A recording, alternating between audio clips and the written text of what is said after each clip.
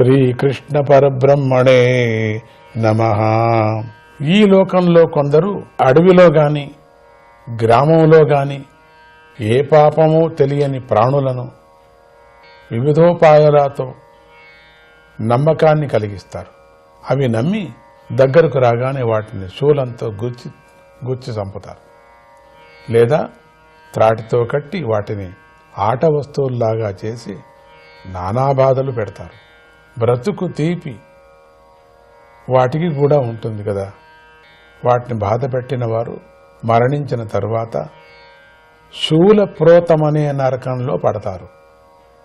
అక్కడ యమకింకరులు వారి దేహాలను శూలంపై గురుచి ఉంచుతారు. ఒక పక్క వారిని, వాళ్ళ ఇంకొక పక్క అక్కడ ఆకలి దప్పికలు పీడిస్తూ ఉంటాయి వాళ్లకు.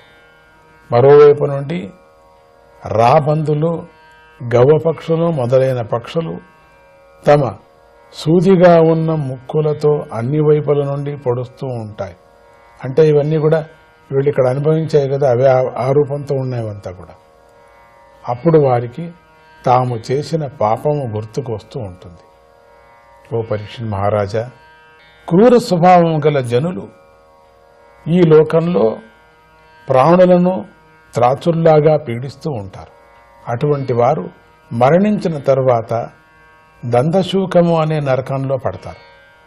అక్కడ 5-7 తలలు గల త్రాచుపాములు వారిని సమీపించి ఎలుకల్లాగా మృంగి బాధిస్తూ ఉంటాయి. ఎవరైతే ఈ లోకంలో చీకటిగా ఉన్న గాలి సోకని బొక్కలలోనూ ధాన్యపు గాజలు, పర్వత గుహాలు మొదలైన వాటి యందు గల ప్రాణులను అడ్డగించి పీడిస్తారో వారు మరణించిన తరువాత ఆవట నిరోధమనే నరకంలో పడతారు. అక్కడ వారిని యమదూతలు ఇటువంటి బొక్కలలోనే కూర్చోబెట్టి విషంతో కూడిన మంటను పొగబెట్టి కదలకుండా అడ్డగిస్తూ ఉంటారు.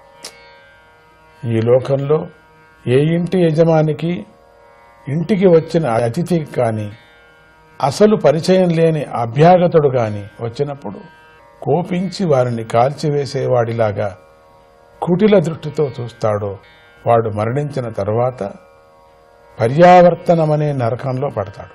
పాపదృష్టి గల అటువంటి వాడి కళ్ళను వజ్రపు ముక్కలు గల గ్రద్దలు, రాబందులు, కాకులు, గవ్వలు మొదలైన బలం గల పక్షులు బలవంతంగా పీకివేస్తాయి. ఈ లోకంలో కొందరు ధనంతో గర్విస్తూ తామే గొప్పవారమనే అభిమానం కలిగి ఉంటారు. అందరినీ వక్రదృష్టితో చూస్తూ తమ ధనాన్ని దొంగలిస్తారేమో అని సందేహిస్తూ ఉంటారు. వారి ముఖము, హృదయము తమ ధనం ఖర్చు అయిపోతుందేమో అని, నశించిపోతుందో అని చింతతో ఎండిపోయి ఉంటుంది. సుఖం తెలియని ఇటువంటి వారు బ్రహ్మరాక్షసులలాగా ధనానికి కాపలాగాస్తూ ఉంటారు. ధనాన్ని ప్రోగు చేసినది వృద్ధి చేసుకోవాలని, దాన్ని రక్షించాలనే ప్రయత్నంలో వారు పాపాలను కూడా మూటగట్టుకుంటూ ఉంటారు. ఇటువంటి వారు మరణించిన తరువాత సూచీముఖమనే నరకంలో పడతారు.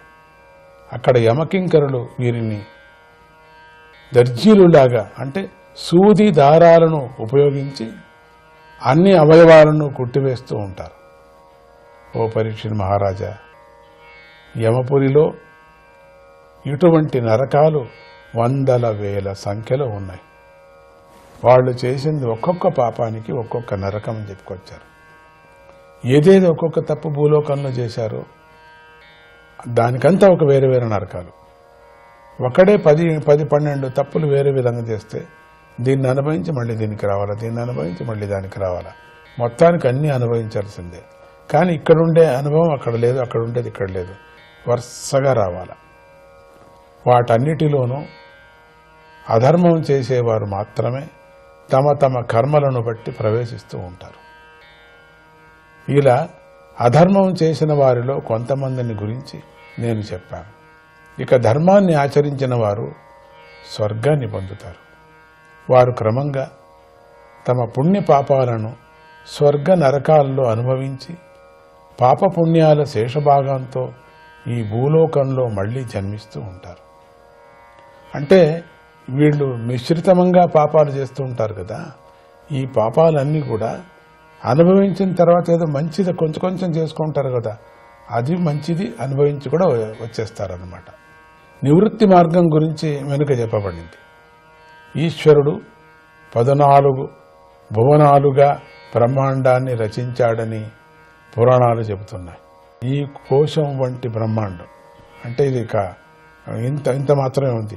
ఈ బ్రహ్మాండం సాక్షాత్తుగా పురుషోత్తముడు భగవంతుడైన నారాయణుడి స్థూల రూపము, భగవంతుడి మాయాశక్తి యొక్క 3 గుణాల వికార రూపము ఈ స్థూల రూపం గురించి చెప్పడం జరిగింది.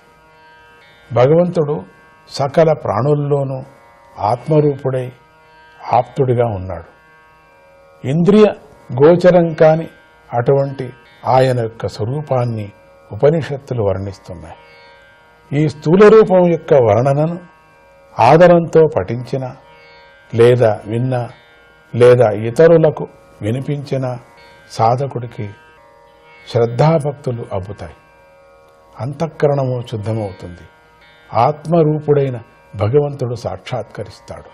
శ్రుత్వా స్థూలం తథా సూక్ష్మం రూపం భగవతో యతిః స్థూలే నిర్జితమాత్మానం శనైః సూక్ష్మం ధియా నయేదితి.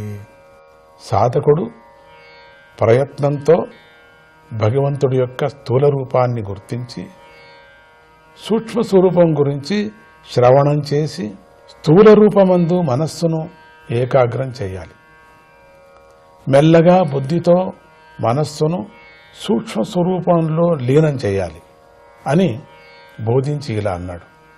ఓ పరీక్షిత్ మహారాజా, భూమి, దానిలోని ద్వీపాలు, ఖండాలు, నదులు, పర్వతాలు, ఆకాశము, సముద్రాలు, పాతాళము, దిక్కులు, నరకాలు, జ్యోతిర్మండలాలు, సమూహాల స్థితిగతుల గురించి నేను నీకు వివరంగా చెప్పాను.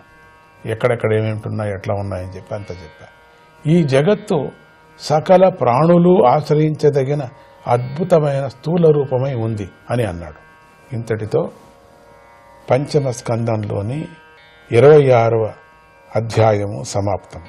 పంచమ స్కంధము సమాప్తమవుతున్నది. శ్రీకృష్ణ పరబ్రహ్మణే నమః. ఇంతవరకు స్వర్గ నరకాల గురించి మనం చెప్పుకున్నాం. నరకాల గురించి చెప్పుకున్నప్పుడు మనము జీవించే విధానము హెచ్చరించారు భాగవతంలో. హెచ్చరించి నువ్వు చేసింది మాత్రం అనుభవించక తప్పదు అని కూడా నిర్ణయించారు. అందుకని దానినైనా గుర్తుపెట్టుకొని మీరు ఇంక మీదట అయినా కూడా అటువంటి పాపాలు వేరు పాపాలు విడదీసి చెప్పుకొని వచ్చారు. అంతకని ఇంకేముంది? ఆ విడదీసి చెప్పినటువంటి పాపాల్లో ఏమేమి చేస్తే నీకు ఏ నరకం, అన్ని పేర్లు నరకం. అసలు అన్ని పేర్లు వింటేనే తలకాయ చుట్టు కింద పడిపోతాం. మనం మళ్ళీ పైకి లేవేమో. ఆ సూక్ష్మ శరీరాన్ని స్వీకరించి ఎన్నెన్ని బాధలు అనుభవించాలా. ఆ పాపాలకే ఆ విధమైనటువంటి నరకాలు కూడా ఆయన సృష్టి చేసి పెట్టాడు. అందుకని ఇప్పటికైనా జాగ్రత్త పడండి అనే విధంలో చెప్పుకొని వచ్చారు ఈ అధ్యాయంలో. అందుకని 26వ అధ్యాయం సమాప్తమవుతుంది. అంటే పంచమ స్కందము సమాప్తమవుతుంది. శ్రీకృష్ణ పరబ్రహ్మణే నమః.